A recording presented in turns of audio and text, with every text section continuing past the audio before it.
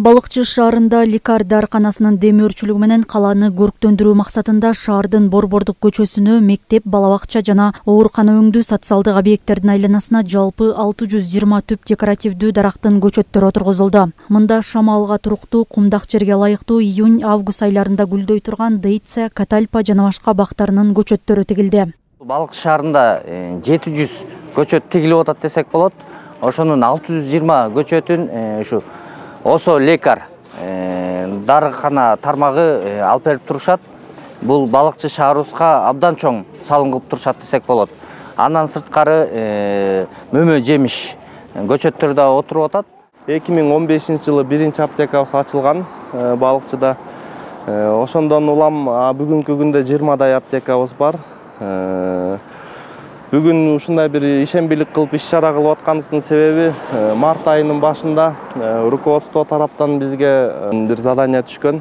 Бул бактын өзгөчөлүгү, бул бактар деген гүлдөйт, баардыгы тең гүлдөгөн бактар экен, кооз бактар экен да. Анан ойлойм жайында дагы ушу балыкчы шаарыбыз бул деген баягы туристтик шаар болгондуктан көлгө келген кишинин баары ушу жол менен өтөт. Ойлойм келечекте ушу бактарыбыз бир гүлдөп сонун болуп турса элге дагы бир жакшы маанай болот го депчи. Балыкчы шаарынын мэринин өздүк демөөрчүлүгү менен Абдылдаев атындагы жалпы орто билим берүү мектебинде 70 түп мөмө жемиш көчөттөрү тигилди. Буга кошумча бир адамдан бир көчөт акциясынын алкагында Саякбай Каралаев атындагы мектебинде жайгашкан балдар билим берүү борборунда дагы жалпы ишембилик өткөрүлүп, 100дөй түп мөмө жемиш, 30 түп каштан, эмен дарактарынын көчөттөрү тигилди. Балабакча жаңы ачылгандыктан бизде жашылдандыруу өтө жигердүү жашылдандырууга көңүл бөлүнүп жаткан учуру. Айта кетсек, 2021 жылы Акжолтой Тукунов балыкчы шаарынын жараны тарабынан 120 түп мөмө бактары тигилген. Биздин келечегибиз жаш муундар демекчи, балдарыбыздын жаркын келечеги үчүн өздөрүнүн колунан келген жардамдарын кылып, көмөк көрсөтүп, бакчабыздын өркүндөп, өсүп, гүлдөп кетишине чоң өбөлгөлөрдү берип жатышат.